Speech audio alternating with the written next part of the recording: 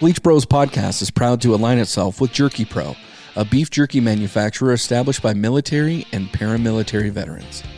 Available in 3-ounce or 1-pound bags with great flavors such as honey glazed, teriyaki, red hot, apple cinnamon, original, peppered, sweet barbecue, and if you're ballsy enough, nuclear. Be sure to use our promo code to get some of the best jerky on the market. Use Bleach Bros 5, all lowercase, to take advantage of this offer today.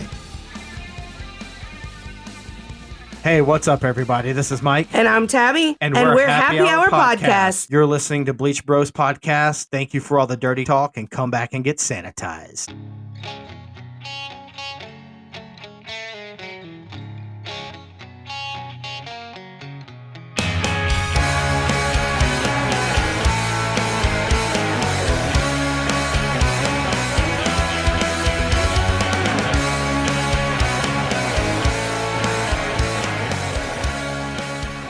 Welcome into the Bleach Brothers Podcast. This is B-Word, and as usual, I am here with my good buddy, Jake. Jake, how you doing tonight, buddy? Oh, I've been better. I've been on a tirade. I'm back to Jake the Tirade, I think. Yeah, you have multiple personalities.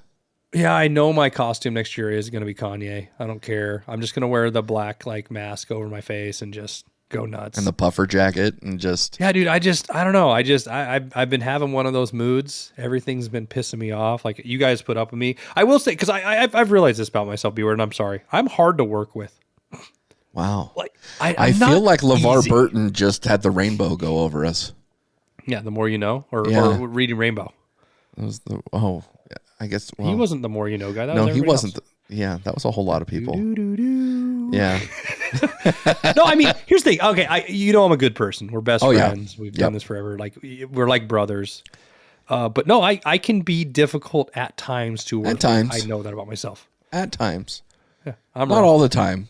It's few and far between. I think you think it's more often than it is. Well, yeah, I'm the worst critic, as you've told me. Like, yeah. I go a little ham, and then like okay. For example, I was at a barbecue, so my neighbor, I helped him build his fire pit, and then he had everybody come over, and we did s'mores and stuff, right? Yeah. And my other neighbor was there, and his wife's super shy, super quiet. And of course, I walk up at the middle of the party for no reason because my insecurity hit, and I go, "Why doesn't your wife like me?" And we get home, my wife goes, "Why did you ask that?" I was like, "Because I really feel she doesn't like me." She goes, "Yeah, but one, do you think that was the time and place? 2, get out of your head." She goes, "Get out of your own head. There was no reason for you to think that. She's just quiet. And if she doesn't, who fucking cares?" Which was a good point by my wife too. Who cares? Yeah. Like, I don't need to hang out with her every day. Why do I need everybody to like me? And the problem is, B-Word, I want everybody to like me, but I don't at the same time. I have a struggle with me wanting people to like me. Like, at the end of the day, I think as I've gotten older, I've become this curmudgeon that just stop fucking talking to me. You know what I mean?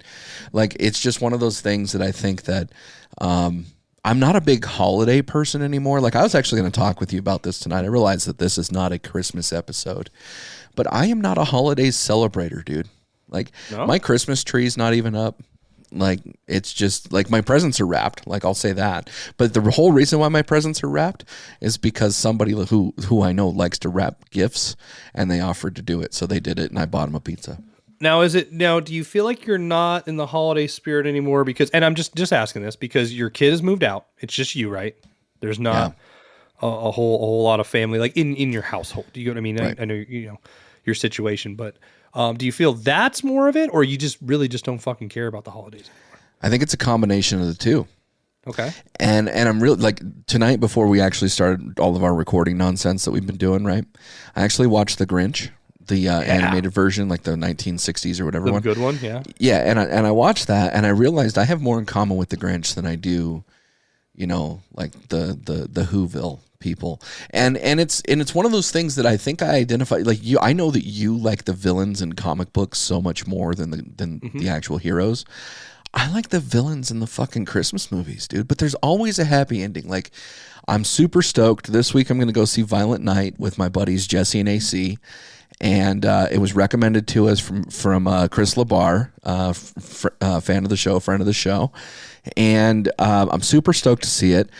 But it's one of those things that I think that, I'm sorry, but holidays, birthdays, all this sort of stuff, I enjoy them, when they're celebrated. But at the end of the day, they're just another day. Yeah, I see. I have a hard time with like Thanksgiving's my favorite holiday, and it's not. Yeah. I mean, food and everything, but like growing up, it was like important. Like you watched football all day, you ate all day, you got to lay around and relax. Like the weather changed. Like you know what I mean. There was a lot that went with it, just besides turkey, and I'm a chef. You know what I mean? Like, and now it just feels like I cook a really nice meal for my family. Yeah. And they come down and we just eat traditional food that day. So it doesn't feel like if my brother lived close, my sister, my grandparents came over, if I did one of those big parties, like, families do forever, and had that, I'd probably appreciate it more, but I'm swaying away from Thanksgiving. I'm more Christmas because the kids and everything, and I wasn't a big fan of Christmas before, but when you're going back to the Grinch though, I'll say that's a generational thing in the sense of our generation relates more to villains. I think because one, bad guys were cool when we were growing up, right? But two is we realized the realism of the world. And I'm not saying that people didn't back then, but in reality, like it's like they always wanted a happy ending. That there should be a happy ending. And our generation's more like, well, just show me fucking life. Like the Grinch wasn't wrong. Like, why do you think there's fan theories out there that the Grinch wasn't wrong, or Willy Wonka's, or what's his name, Charlie's grandpa's the villain? All that shit where we're looking at the depressing realist side of things. Hence why indie films became bigger, stuff like that. I mean, I'm excited. You saw the Grinch horror film that's coming out, right?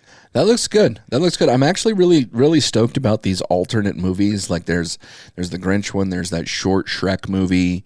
There's the Winnie the Pooh one. Like and Bambi. They have a Bambi one now? Bambi, from the same people, they're doing Bambi as well, which will come out next year. Oh, wow. And it's going to be a dark tale. But yeah, no, that's going to be fun. They're doing all those. And I mean, it's because also all the rights came up, right? Mm-hmm. Like they're public domain now, so they can do that. Yeah. Well, I have a theory, man. And I know that I posted this on the Dads on Dayquil Facebook group. But it says maybe the Grinch would be nicer if every 5 minutes a dude wasn't singing songs about what a piece of shit he is. And I think that that's so very true. But I mean, candidly, thinking about Christmas got me thinking. And I remember like certain times in my life, like when I was going hunting or Boy Scouts or, just shit growing up, right? And I remember actually being hunting in Montana. We were going bear hunting, not bear, but bear, right? And bear. So, as a chef, you'll appreciate this. We actually went bear hunting right outside of Missoula, Montana. And they had the Testicle Festival every year. Yeah, we talked about this on the show, yeah. Yeah. So I don't know if I mentioned this, though, that that night we actually purchased stuff to make spaghetti, and the meatballs were made out of cat food. And it was just this weird, I didn't know, so it wasn't like one of those things. Now, I'm not talking about this to talk about all of that. I mean, it was a great experience growing up.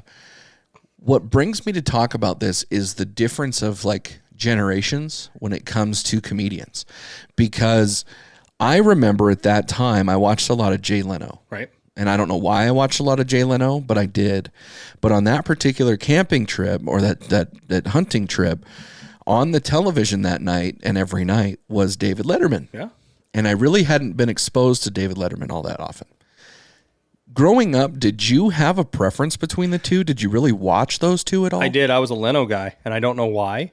Okay. I think it was just the channel it came on. I didn't mind Leno. I think the weird little things for me were nuances, like his set looked better. The coloration. Yeah, it was just clear, picture. Right? Yeah, like the colors. Like Letterman's always felt like I was watching it on an older TV. It felt like you were watching it like actually recorded in your grandma's living room. Yeah, if I could compare it now, it was like Jay Leno was like the first HD show I felt like I was watching. Like it was crisp and clear and clean and bright and vibrant. His jokes weren't that great, but I also felt like his guests I related to more. Now that I'm older, I think Letterman's better than Leno. But growing up, I watched Leno. And like I said, it was just, if it was on, that's what I was going to. I was always a Leno guy first. I was a Leno guy first, too. I think I was more fascinated with his chin than I should have been. He kind of reminded me of like a Johnny Bravo or like a Space Ghost that just had like Space Ghost might be a bad comparison, where you had the animated chin, and they actually had him animated for some of the intros that had that big ass, embellished chin. And I think for me, as the younger generation of that time, I just thought that was more well done. I thought it was better promoted. But looking back at some of the interviews, I think that David Letterman was a better interviewer than Jay Leno. Yeah, it's also like hindsight though, in the sense like we like drama. I like conspiracy theories, stories, stuff like that. Yeah. Like watching the late night wars, like of what happened and how it went down is way more interesting now. Hence why I went back. Because I'm one of my favorite people of all time. And I think he should have had a late night show if it would have been done right. Not like the Fox abomination they did was Howard Stern. I think Howard Stern's one of the greatest interviewers on the planet. He's enjoyable. He's watchable. The problem is he's too big for the room. Right. If that makes sense, where I don't think he could have had a late night show because his radio show was him where he could just do whatever he wanted. Late night, there's a little bit of polish and class that you have to have, and you have to like cater to your guest more. I think he's became a better interviewer over the years. But like watching him on Letterman and just talk shit on Leno and NBC is one of my fucking favorite moments ever. Yeah. But I don't know. Let's do this. So like late night shows, what are your top that you're ranking? In my top, I have to put Letterman and Leno. Plain and simple, they're what I grew up with. They were the predominant in there, right? But then you've got Kilgore in The Daily Show, that he was the first Daily Show guy. And so I know that Jon Stewart is so much better than Kilgore, okay? Like there's no question about that in my mind. But Kilgore was really, really good in that role. After that, I got to go Craig Ferguson, because his interview of Robin Williams, where Robin Williams is trying to speak Scottish or like have the Scottish accent. He's explaining the golf joke, yeah. No, not even the golf joke. Like they are just going through accents, and I think Robin Williams may have been on cocaine that night because it's fucking hilarious. It's like 12 minutes of comedy gold. It was just really funny. But Conan O'Brien has to be in my top 5, 100%. Conan is underrated, dude. Like Conan got the shaft by Leno, and he was super successful on TBS, but TBS is cable, right? So not everybody could be exposed to him. But Conan is legit. I think Conan is one of the greatest, not only just comedians, but I think that he is one of the greatest talk show hosts and interviewers and now podcasters. Conan was great in the sense because that I'll say if I put him at the top, he's my favorite because that was when you'd stay up later, and I think he related to our generation. Like we knew he was the next guy coming in, and he should have been, right. It was just fun to watch the sketches he had. Just everything he did was way more enjoyable in my sense. The only thing I didn't like is when I watched the documentary about the whole situation, I felt like Conan was a brat. Like annoying. Like he's that guy that asks for peanut M&Ms and you have to take all the yellow ones out or he's going to fucking snap. But on the flip side, he had been told for how many years that it was his. Right, but I mean, you still don't have to be the way, like I said, he just came across like a baby, and it's not just because of the situation. I just think that he's a weird person. I think it takes a certain type of person to be in the media, especially working around people. Like half the time they just look through you and want to talk. But yeah, Conan's there, Letterman's there, of course. Like I said, Letterman, my appreciation came later. Leno, Arsenio was very underrated. Arsenio in my was opinion. very good. I think Arsenio was it was a game changer for what he did. Yep. But then there's like the failure ones that I like. Like I've always been a huge Sinbad fan. Yeah. And do you remember when they gave him one on UPN or whatever, and it lasted like a whole fucking season or whatever, which was funny because I actually watched one of his comedy specials the other night, like from 2012 or something. It's fucking hilarious. Like he's one of those comedians I just can't stop laughing at. But do you feel like there was a comedian that should have had a talk show that didn't get one? Like I said, Howard Stern, but... I mean, I think that there's a whole host of comedians that probably could have had one that didn't have one. I think you're kind of seeing some of them that are actually getting their own shows now. Like Dana Carvey has a podcast with David Spade, and they have their own show. David Spade's got his own show now. I mean, I think you see like Chelsea Handler has her own show. She was a pretty decent. She did comedian. for a while, yeah. Samantha Bee. I'm not a huge fan of Samantha Bee, but she's got her own following. I think as far as comedians go, that I don't know that they should have had a show, so let me put it that way, but that they could have had a show that would have been funny. I think in the late 80s, if Eddie Murphy would have had a show, Like that would have been off the chain. Like Eddie Murphy would have crossed so many lines with so many people, and it would have been hilarious. Dave Chappelle also could have a show. I think that would work. But I think the one person that probably could have a show that hasn't had a show is Bill Burr. I think Bill Burr would be an amazing host. No, see, it feels like the Chris Rock thing. Like I love Chris Rock, right? One of my favorite comedians ever. But it's like they give it to him because of their name and how big they are. Mm-hmm. But they're too big for the room. Like Bill Burr, I don't think would let anybody else have a talk. Like, you know what I mean? Yeah. Like, I don't think he would be like, all right, for example, and this is not a comedian, but John Bernthal, right? Has a great podcast. Phenomenal I think he's podcast. a great interviewer. Yeah. He talks well. I think Conan does it well. There's that art that you got to shut up and talk at the same time, right? And I feel like a lot of comedians don't have that. Like the ones we think are the funniest comedians, right, I think would be the worst show hosts, because that's why there's a level. Like it used to be the rite of passage, right? Like you did two things. One, you wanted to go get a show, or two, you just wanted to be on the show, right? Like, because you can talk about one of the best comedians in the 90s, right? Andrew Dice Clay, right? Never give that guy a fucking show. Why? How could you? Why would you? Right? But like, I think it takes that guy that's like, just like, you know who I think would be a great one is Theo Vaughn. I think Theo Vaughn could do a show and be a good host, and it would be fun. I think he could interview enough. I think he'd be funny enough, but I think he'd also get out of his own way, if that makes sense. Theo Vaughn has a very popular podcast, so I could definitely see that. You know, same thing with Tom Segura, same thing with Joe Rogan. I think that you have people that are great at talking to people, great at asking questions, great at listening. I think that listening as a host is a great thing, because not only for the comedic aspect where you can try to build off of something somebody says or even be animated in your actions, but just as a sense where you can try to control the conversation before the person promotes whatever they're going to promote on the show. I agree with that. I mean, like here's the thing. Like, I can't imagine Joe Rogan having a late night show. I think his podcast is great. I think he interviews great. But can you imagine doing that thing where a band plays, he walks in, he does the little song and dance, says like 3 jokes, and goes and sits down and goes, and coming up next, I'm going to have Catherine O'Hara come on the show. Like, fuck no, dude. Like, nobody wants to see that shit. I'll tell you. So of today's talk show hosts, who's your favorite? Fallon. Okay. Do you watch much late night? No, I don't watch any of it. I don't either. And Fallon is for the clips. Like, essentially, it's because, you know, he has funny clips. I've seen, like, the things he does. I think he does the best with stars. I think he's also taken the rise of how a late-night show should be nowadays to make it a viral clip. I used to be a big Jimmy Kimmel fan.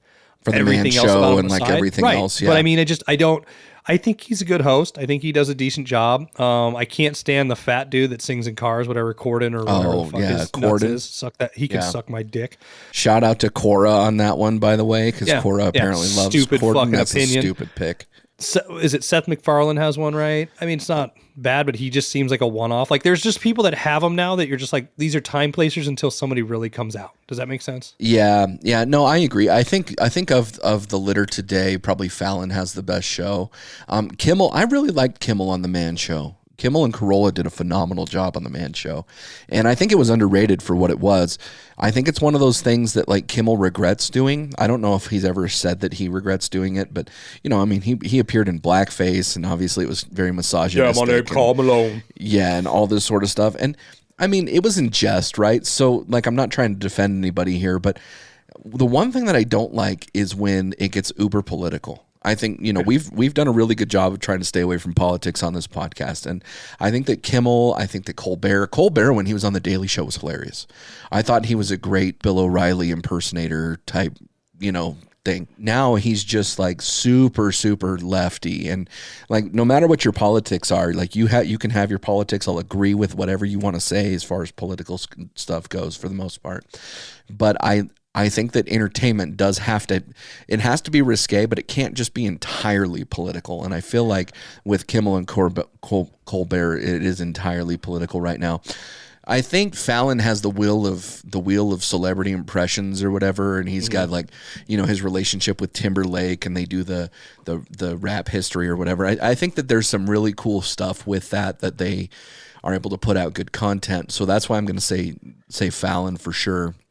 If you were to say anybody today had to go, like, just not be a host whatsoever, who would it be?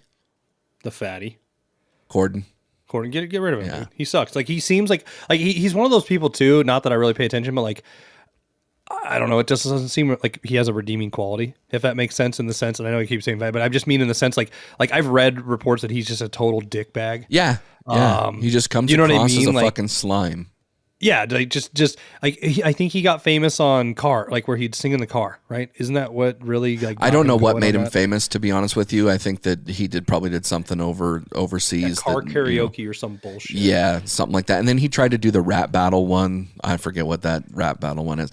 And it's I don't know. It's just really stupid. When you're having a rap battle with Ross from Friends, that's just not what I want to hear. You know what I mean? Yeah. Like, I think the wheel of celebrity impressions, I mean, you've got Jamie Foxx going on to Fallon that just, like, he'll just sing some random shit, and it's just like, holy fuck. Or you've got Ariana Grande sitting there doing Celine Dion impressions. Like, amazing, right? Like, I don't know how you compete with Fallon right now. I think Fallon's probably down in the ratings, to be honest with you, but I think that's because people want political. And I just don't want political. Like, I don't, and that's the same thing with SNL. SNL's actually doing a little bit better at getting away from some of that stuff. I like their morning update or weekend update that they're doing now. But, you know, it's one of those things that I think is pretty enjoyable when you can touch on the politics, but you're not dominated by the politics. You know what I mean? Right. I agree with that. I mean, I don't know. I feel like I haven't watched late night or any Tonight Show in such a long time. My opinion might be a little invalid because it was funny, like seeing a lot of our fans write us. You could tell there was a generational gap between each comment. Yeah. Like a lot of people, Carson's not here, or this person's not here. Or why isn't, you know what I mean? And the younger ones were saying like, you know, Fallon and Corden and stuff like that. And then there's our generation that like we'll stick to. I think you'll always have one or two, right? Like the theory of two. Like we're always going to be a Letterman, Jay Leno universe, or you know, generation with Conan thrown in there, right? The new ones are going to be Kimmel, Fallon, Corden, you know, whoever else. And then back in the day, I mean, all we ever hear about is Johnny Carson, how great he was, how this and that. I mean, he was the king of it, right? But there was, and I can't remember, and I feel bad, but there was a show that used to come after him. And it was just a dude just talking for hours. And I watched the, like, you know, those like on Vice, the channel, those documentaries, like the dark side. Yeah. Yeah. They have the dark side of comedy or the dark side of wrestling. They have a dark side of late night. And if you get a chance, watch it. There's some really good stories on there of those that have just been very interesting. But I don't know. Well, I mean, speaking in the vein of comedians, let's take a break. When we come back, we'll break some of those down. Hey everyone, it's Gnome, your favorite metal-loving midget. Do you love music? How about heavy music with some nice gutter rolls and amazing breakdowns? Look no further. Come join Jake the Hater and myself for your bi-weekly heavy music content. We bring you our newest singles and album recommendations. We are also bringing you new artists you may have never heard before. We are now streaming with a new RSS feed on Spreaker Prime. Come subscribe, like, and review. Also check out our Linktree for all our socials, feeds, and of course our very own Spotify playlist. Horns up and stay heavy. Welcome back to the Bleach Brothers Podcast. Thank you again to Spreaker Prime for monetizing our podcast. For those of you who don't like the advertisements and skip through them, I just thank you for listening to our podcast. But those of you that are braving through those, getting our impressions up, we really appreciate it. Helps our bottom line, helps us continue to do what we want to do. And with that, Jake, let's talk comedy specials. So 2022 had a whole host of comedy specials. We've talked behind the scenes. We haven't watched all of 2022 specials, but what were your impressions overall of the specials? Not any particular one, but just overall. Lackluster. Yeah. In the sense of this, like, here's the thing, and I'm going to sound like a little bit of a shithead, and there's a few reasons why, but also like in defense of the comedians and in defense of myself.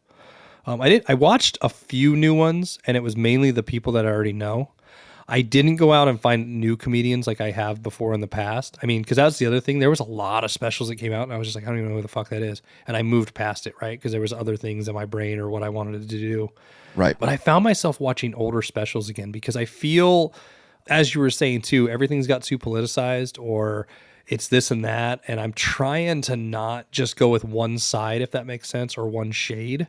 Right. And so I think it's really hard to pick. And mainly when I would watch a special, it was if it was controversial almost to people. Yeah. Like, I got to see why. Or, like, for example, I think Norm Macdonald's was good because he's dead. In a sense, like, it's not good because he's dead, but you know what I mean? He died. So I was like, well, of course I got to watch it. Right. So I did. So I watched my favorites. I watched a lot of old ones. And then I watched like ones of relevance and importance, if that makes sense. So giving a ranking would not be fair for me tonight because, like I said, I can count probably on a handful of new ones that I really watched. But I didn't venture out like I usually would, which was surprising because also like to prepare for the show, I was like reading like a long list. I was like, I haven't even seen or heard of half these fucking people or specials. So that was hard for me. What about you? So again, I'm with you. I think lackluster. I do think that there's some good younger comedians that are coming up, but in the Netflix dominated world that we live in, they don't always get to be broadcast in the same vein of, let's say, Eddie Murphy Raw, right? Or something of that nature where you had some financial backing behind him.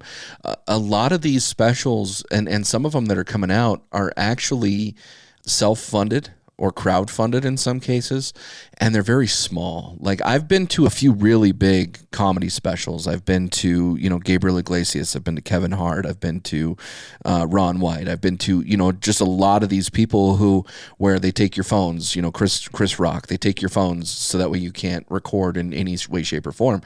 And some of them are absolutely outstanding. Some of them fucking suck, right? And so it's one of those things that I think is really hit and miss. And then you're also looking at, okay, are they suppressing the up and comers, right? And I think that, most of these people that are going through the smaller comedy, channels that they are, in a sense where they're just going through the club circuit, they're having to bide their time. They're having to try to network and figure out the monetary thing. And so I don't think that 2022's comedy specials were the best, if I'm being honest. There were a couple of them that I really enjoyed, but they weren't like the greatest. So in the spirit of doing what we do, right? And we like to come out with some sort of a ranking, right? Do you have your comedy specials of 2022 in any particular order? I'll say the latest Dave Chappelle one's probably going to be top for me. Then I would put Bill Burr's Night at the Red Rocks and then Norm Macdonald's. I'm going to just do top three. Those were the top three I enjoyed the most. There wasn't any other real standout ones. Like I said, there were a few that I tuned in a tiny bit or I'd watch part of and I'd change it. The other thing was, like I said, when I watched old ones, like I said, I watched a Sinbad one the other day that I never saw that I think it was from 2010 or 2012.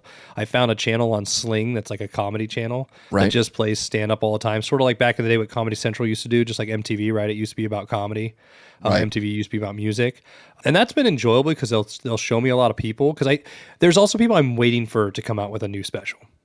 Okay. And maybe they have and I missed it, but I've never really been a big Theo Von fan, but he's growing on me, if that makes sense. Yeah. I used to not love Joe Rogan's comedy, and I appreciate it more now, so I would like that.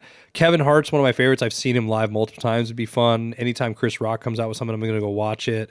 Anthony Jeselnik's probably one of my favorite comedians of all time. I cannot wait for another one of him to just shit on the fucking world. But yeah, it's just those would be the three, and then if somebody else came out with something, I might tune in here and there, but I just haven't really sat down and said I really need to watch that one right now.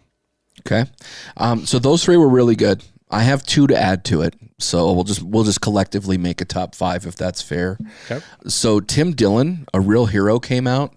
Mm-hmm. Tim Dillon has been on the Joe Rogan Experience quite a bit. He's a very, very funny comedian.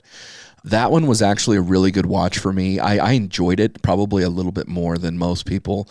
I've always been a fan, closeted wise, of Cat Williams. I think Cat Williams is super funny. I just think that he's repetitive in what he does. And this one was repetitive in what he does. Like, I'm not saying it wasn't the same thing, but the Cat Williams World War III came out, and that one was actually really good. It did delve into politics. It did delve into some, drug use and some different things that we may want to talk about at some other point. But it was funny, dude. I'm not saying it wasn't. It was done really well. But like I said, I'm a little biased in a sense where I've always liked what Cat Williams has done, and so it's really been something that I've appreciated. So there's our top five. Oh, another one. I'll throw one more. Ali Wong, Dong Wong.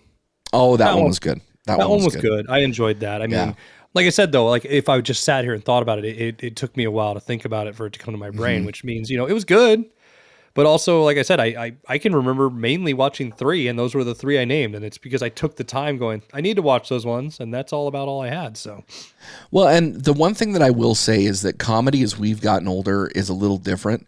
Like, I remember comedy specials that are very vulgar and gross at times, or very perverted or whatever. And while those are still funny, I can still watch those.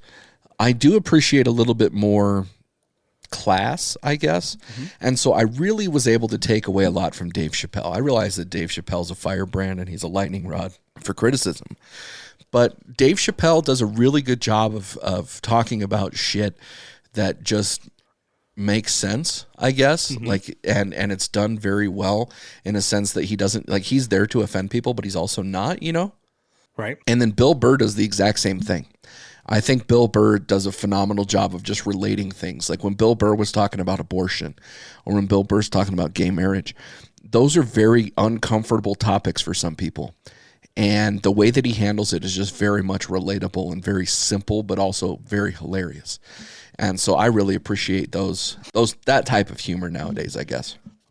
Well, if you had to take your comedians and rank them, to be fair too, before we get into that, are you going to rank based on just favorite comedians of all time, or like what's new and relevant, or like how would you go about it? So based on our rundown, it was best comedians of 2022. Okay. We did have a social media post out there talking about best comedians. And so I do kind of want to do some shout outs. We've got Seismic Cinema. He said Kevin Bridges. We've got Bromigos said Chappelle without a doubt. Andrew Schultz and Bill Burr up there.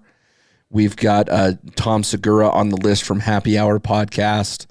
We've got Mulaney from True Crime on Easy Street. You know, there's quite a bit of of people. Taylor Tomlinson, same thing. Dean Cole. There are really good comedians out there right now, and so yeah, I think we'll probably do a top 5 on that one, and just kind of figure out for your opinion right now, what would be your top 5, and maybe we go with a couple honorable mentions. Honorable mention will be Theo Von. Like I said, he's been growing on me. I've been checking out his podcast. I've been enjoying it. And then Bert Kreischer, or Kreischer, however you say it. And it's because I really enjoy all the podcasts he have. He's one of those people that I can tune in if I see him on or have a special or anything like that. Those would be my 2 honorable mentions, and it's mainly because I've got introduced to them more so with their, not that I never watched or listened to them before, but more with their podcast. And so I'm enjoying that also side of humor, because there is humor on those. It's not just, Joe Rogan Experience, let me interview an archaeologist or anything like that. Like, I think one of the funniest videos I've ever seen is Bert explaining how much Kool-Aid he drinks. Yeah. I never can get over that one. Yeah. I don't care how old it is. It's fucking great. A full gallon of that each day. Yeah. What are your honorable mentions? I really struggle with my honorable mentions, to be honest with you. I think I got to put Rogan in my honorable mentions, just because he, when we talk about comedians, like, is that what you do? Is that what you're known for? I think that he is more of a podcaster now, and he's very serious in the things that he does. So I got to put Joe Rogan on there, but I do appreciate his comedy. He's been touring, he's been doing some things. So I think that Rogan's got to go on there. Also for an honorable mention, I also got to put Theo Von on there. Theo's hilarious. Like you, I'm starting to appreciate his humor a little bit more. He's a little like, I don't think the right word is eccentric. I think he embodies a character, and I think I had a hard time looking through the character toward the comedy, but I really appreciate what he's doing there. So Theo Von is going to be my honorable mention.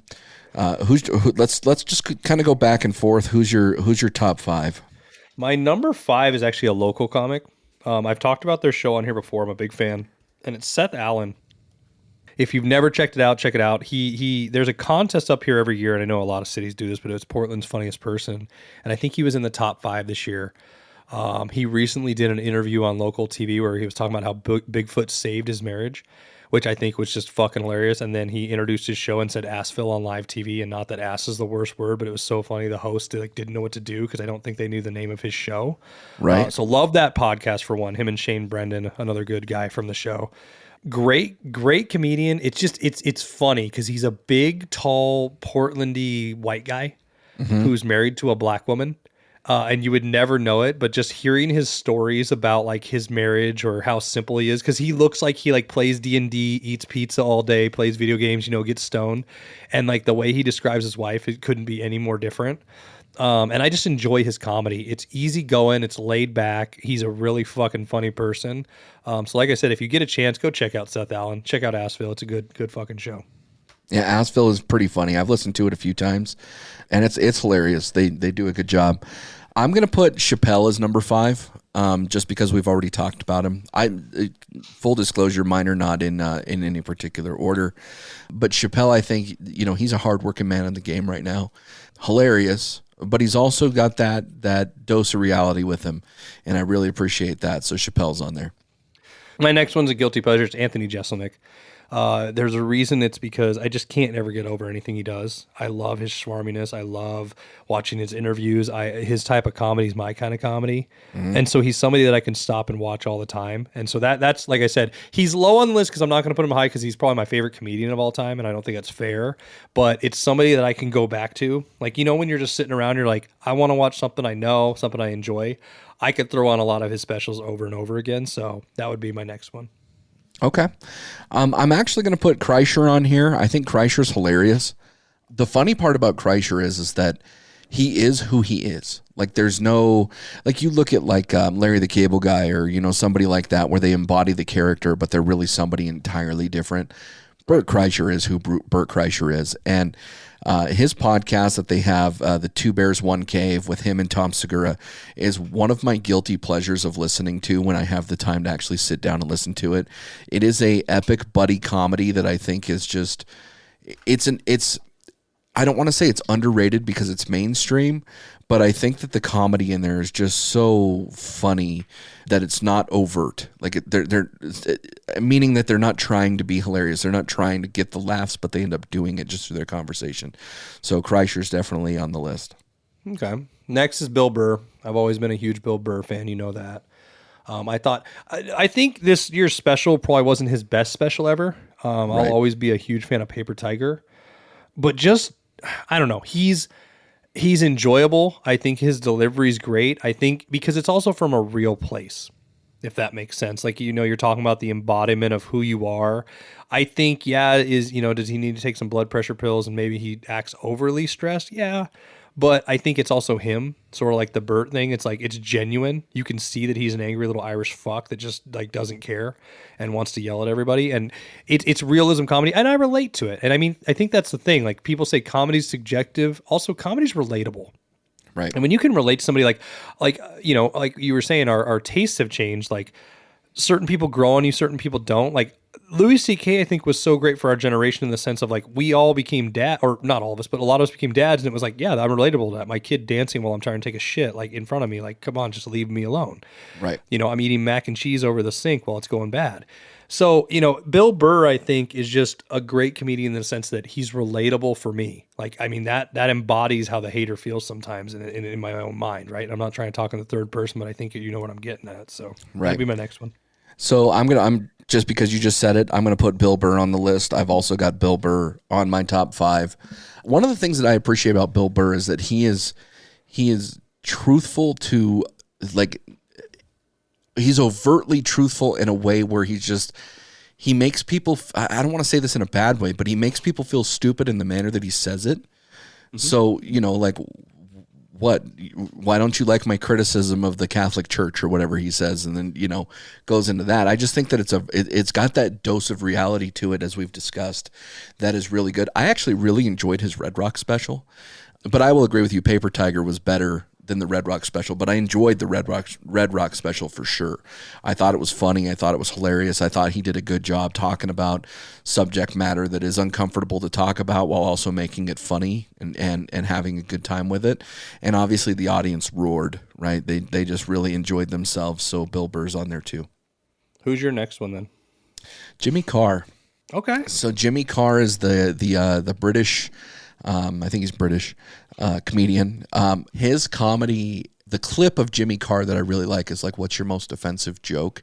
And he just like does it off the off the top of his head, and it had something to do with mosquitoes dying from AIDS in Africa or something. And it was one of those things like the best part about comedy is when it surprises you. And I think if you hadn't heard the clip before, you're like, your jaw's going to drop a little bit. And you're like, oh my God, what did you just say? Right. And so Jimmy Carr is on my list for that reason.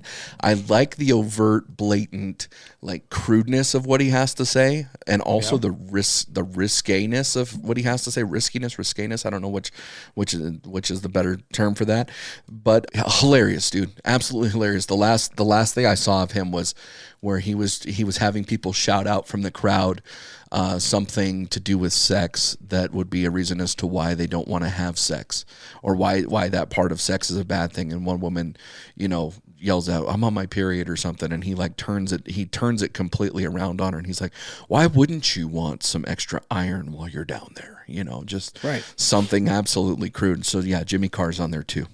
What about you? Well, mine is mine's another one that is on my list. I know he's touring all the time, and it's probably the cleanest comic ever, is Jim Gaffigan.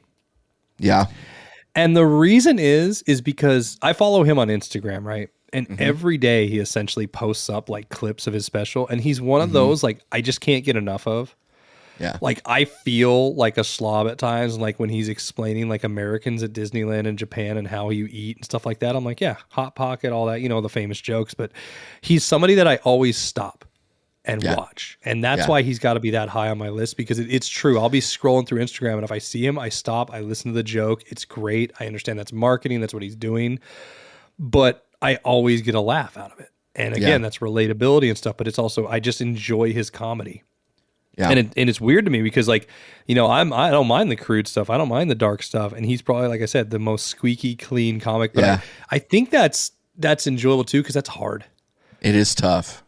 It is tough because vulgarity is funny, right? Like, crudeness jokes, is funny. Jokes, all that. Yeah, it's all like shocking. There's a reason why little kids laugh when people fart. It's but like hilarious. shock value is a thing for us, right? Our generation. Like, I remember when I told the story, and I'm not going to go into it in depth on here, but when I did my last show, I did it for my family at an Elks Lodge in Boulder City, and I did an hour-long set. I probably did 45 minutes on stage, and everybody laughed, and it was a great time. And it wasn't just because it wasn't just my family; it was like hundreds of people there. But I remember before I went on, they walked up and said, "No politics, no cursing, nothing about God." And then I finally just sat there and what the hell am I going to talk about? Right. And I mean, I made jokes sort of out of nothing there, and they turned out good. I mean, I told the whole story because I don't know if you remember, me and my wife, we decided to road trip down. And so I just told the whole story of our 16-hour drive together and like the shit we went through, and how I, only ate beef jerky and drank water and locked the windows when I'd fart and stuff like that. And it was just funny. Yeah. But, it's those things like that squeaky clean comic image I think is enjoyable and great. So who's your top? I struggled with my top 5. My honorable mentions were pretty easy. But the reason why I struggled with my top 5 is I didn't know if I wanted to have either of these two in my honorable mentions, or if I wanted to have them in my top 5. Again, these are not in any particular order. But the one that did not make my honorable mention or my top 5, and not because they're a bad comedian, was Andrew Schultz. I really like Andrew Schultz. Again, he's a shock value type comedian. He does a great job with it. In my top 5, I actually, right now, 2022, I have Nikki Glazer. Nikki Glazer is hilarious. She does a great job with the roasts on Comedy Central. She's super funny. She makes a whole ton of vagina jokes that just absolutely crack me up. She is always talking about like the look of her vagina and how it's like, I think she calls it a suitcase with clothes hanging out. Like it's just freaking hilarious. And so I've seen her chop it up with Andrew Schultz on his podcast, and I've seen her on the Comedy Central roasts and all that sort of stuff. She's hilarious, dude. She's super funny, very attractive, but yeah, definitely makes my top 5 for 2022, of course. And just found her super funny. One that made my list or didn't make my list, and it sucks, but I want to bring her up because you just reminded me of her, was Elijah Schellinger. And I know I mentioned her on the show before when I got hammered in Vegas and was yelling during her show, but she's probably one of the funniest fucking people out there. Her movies are great. Sort of in that same, she's Etheria too. Her and Nikki Glazer are very, very interchangeable in my mind. I think, their comedy's different and stuff like that, but didn't make my list, but I had to shout her out now that you made me think of that. Number one, I hate doing this because this is not my style, but it's Chappelle. And it's just because every time he comes out with something, I can't look away. I don't always have to laugh. It's thought-provoking. It's a different type of comedy where I really think. And I enjoy things like that. And it's not that I'm like deep dwelling in myself, like, why should I feel this way? Or how do I feel this way? It's just, it's enjoyable comedy because it feels the most realistic at the moment, right? Which is what I enjoy. Right. So I don't know. I just, I hate it because it feels like a cop-out. And I know everybody says he's the king right now. But if I had to name one comedian that I'm going to go to, it's him. It's him. It's whether just he's in an interview. It's whether I don't watch SNL. I watched his monologue. Thought it was great. I also think the way he can twist comedy, he's almost like untouchable, if that makes sense in the comedy world. There's a certain level of guys that can just, they can say that.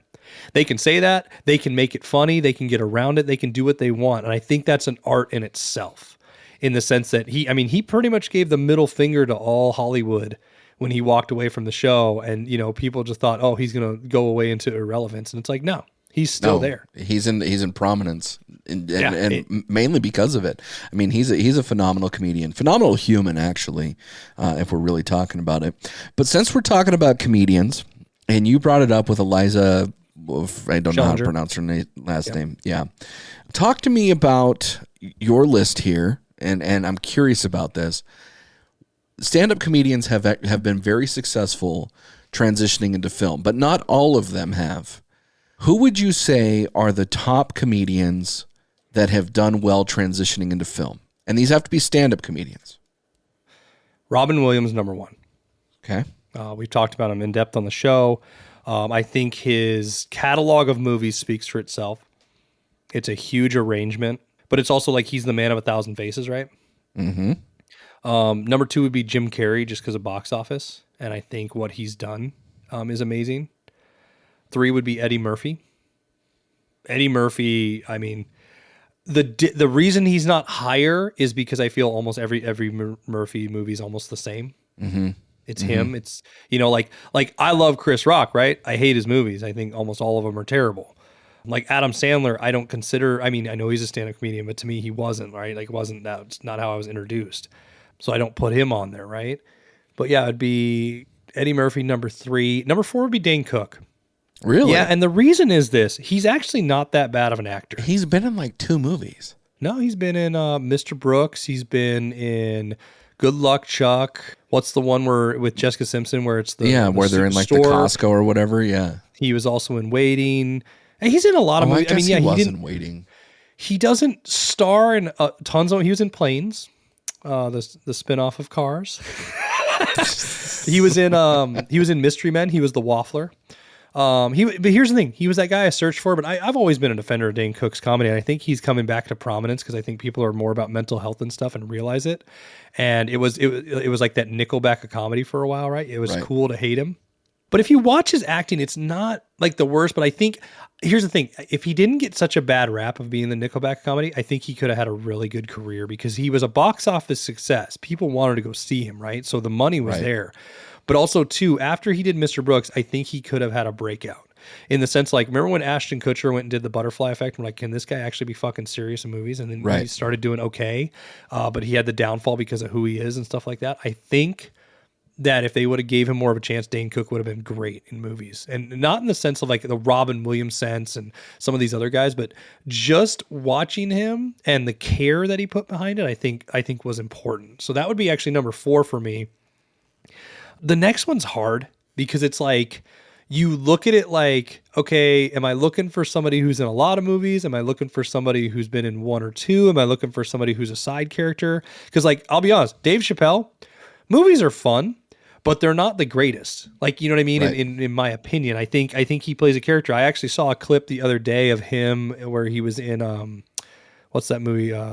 Eddie Murphy, The Nutty Professor. Oh yeah. When he's he's the comedian. Yeah. Like, it's funny, But it's like Eddie Murphy outshines that like tenfold, right? 100%, yeah. But I guess the next one, and this is back to old school stuff, is Bill Cosby. Bill Cosby, and here's the thing, I'm going more for TV. I think that what he did for the family show was a highlight and enjoyable and amazing. So I would give him that. I would love to I'll put an honorable mention out there. I'm going to throw it. I would love Jamie Foxx to be there, but Jamie Foxx is one of those guys. He's so amazing at everything he does. It's not fair.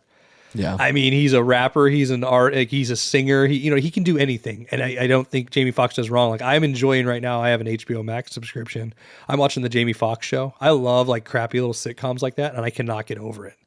But Jamie Foxx damn near made my list. But like you, he's so talented. He's so talented that you can almost say he's a rapper, he's a singer, he's an actor before he's a comedian, right? Like, yes, he started out as a stand-up comedian, and maybe he's the best, maybe under Robin Williams. But for this, he doesn't make my list, but he damn well should make somebody's list. So I'm going to go with you. Number 1, Robin Williams. I don't know how you get better than Robin Williams. Robin Williams was probably the best stand-up comedian to turn actor. And we have a whole episode on Robin Williams. If you haven't heard that, fans, go back and listen to it. That's one of the episodes like we're super proud of. I actually have Steve Martin on the list. Oh, that's a good one I didn't think of. Yeah. Steve Martin, like every Thanksgiving I watch Planes, Trains, and Automobiles, right? Just fucking love Steve Martin. The Story of Me and You, yeah. Yeah, but Steve Martin is a really good one. I also have Jim Carrey on the list, number 3. Jim Carrey, maybe someday we'll do an episode on Jim Carrey. Jim Carrey is such a really good comedian, really good actor, has a whole ton of demons. But Jim Carrey's number 3 on my list. Eddie Murphy, number 4 on the list. You can't have a list of successful actors without talking about Eddie Murphy, right? It's just one of those things. I also struggled with the 5th one. Like I said, I wanted to put Jamie Foxx on the list. I thought about Adam Sandler on the list. I actually think that Adam Sandler not being on my list might actually be a regret of mine. Just because his newer films, Uncut Gems and whatever the one is where he was the basketball scout, are just phenomenal films. They're phenomenal films, but most of his comedies that, Billy Madison, The Waterboy, all that sort of shit, and he's a great actor. He's becoming a really, really good actor, so there's that. My number 5 is actually going to surprise people, I think. Whoopi Goldberg. Very good. Whoopi Goldberg was a phenomenal stand-up actress or stand-up comedian, and she became a really, really good actress before she became an activist on The View, right? And so I enjoyed Whoopi's stand-up, but I also enjoy Whoopi's movies. Like, I can watch damn near any Whoopi movie any time of day, and I will watch the Whoopi movies. We've talked about this, that Eddie is one of our favorite movies, but I love Sister Act. I love Sister Act 2. I love Ghost. I mean, she's got a great amount of movies under her belt, and so Whoopi had to make my top 5. I do have a regrettable moment too. Adam Sandler didn't make mine. And it's funny, like as I'm talking and I'm thinking, am I believing the bullshit coming out of my mouth? Because I know I had my draft day Dane Cook pick, but let me ask you this. Who's the worst? Oh, like the worst. Yeah, honestly, like go Dane into Cook. Dane Cook might make my list. Fuck you. Chappelle is probably up there too. I'll be honest with that. Chris Rock is getting better, but for a while there, he was always the same guy, right? I don't know. I haven't really thought about who's the worst. Maybe like Cat Williams, because Cat Williams always plays like that pimp, right? Or like in somebody Pootie like Tang, that. shit like that. Yeah. Kevin Hart's gotten a lot better, but for a while, Kevin Hart was always the same character. Is he good unless The Rock's in the film, though? Yes, because in the movie that he was in with Bryan Cranston, where Bryan Cranston was disabled, I don't remember what the film was called, but he was basically Bryan Cranston's caretaker. That is one of my favorite Kevin Hart films. It is so funny, and it's not even trying to intentionally be funny, but it's also heartfelt. So yeah, I'll put Kevin Hart up on there now. Who's the guy he was from SNL. He's got the big belly. He was in that limousine accident a few years ago. But he played the cheerleader in The Longest Yard with Adam Sandler. Oh, I don't know his name, but he was on 30 Rock. He was on 30 Rock, right? Yeah. He's probably one of the worst. Here's mine. I actually am going to blame his agent more than him because I think he has the ability. Kevin James. I don't know. Yeah, Kevin James has some decent films though. Right, but here's the thing. I think that it's one of those, like, he's in Paul Blart, one of the worst movies ever, right? Then he does the second one. Then he does Zookeeper. And it's almost like, I mean, I know he's part of Adam Sandler's crew, and that's always been the joke. Like Rob Schneider, same sort of thing, right? Like never really a great film. They're good, stupid comedies that you might throw on every now and then. But as I said, maybe I blame his agent because they just keep picking out shitty films for him, because he wasn't bad in Hitch. You know, he has some decent roles. The one where he was the UFC fighting school teacher. I forget what that. Watched Here comes the boom, I think is what it's called. Sure. No, he's pretty decent in that one. Yeah, I just Chuck and Larry. Obviously, he's good in Chuck and Larry. I don't know, man. I don't know. He's not a great actor. I'll say that. No, and like I said, I think it's more sometimes the medium that he's in, right? The film that he's in. Right. Another one I'm going to say, though, and people are going to fucking hate me, is Martin Lawrence. Martin Lawrence is not a good actor. It's a funny show. Martin's a decent show.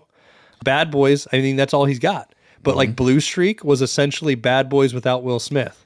Black Knight was Blue Streak in the medieval times. Yeah, it's just the same fucking thing over and over again. No, Martin Lawrence is not a good actor. So there, we said it. That's the title of the episode. Martin Lawrence is not a good actor.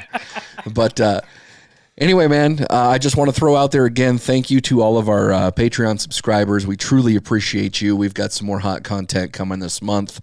For those of you that haven't subscribed, go ahead and check out some of the links in our show notes. It'll get you there. bleachbros.com or our link tree will get you there. And with that, Jake, what do you got for us? Thanks for all the dirty talk, and come back and get sanitized.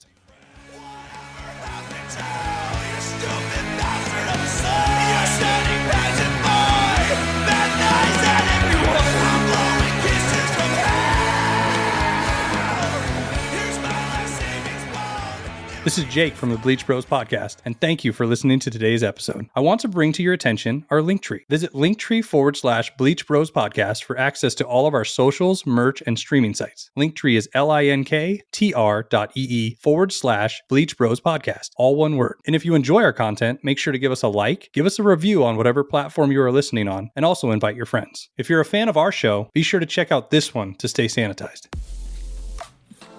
Hey, all you cool cats and kittens, it's Josh with the Appleboys Podcast. My friends Corey, Rob, and Jimmy used to meet up with me after we all got off work on Saturday nights at our local Applebee's to hang out, drink Miller Lite pitchers, and swap stories.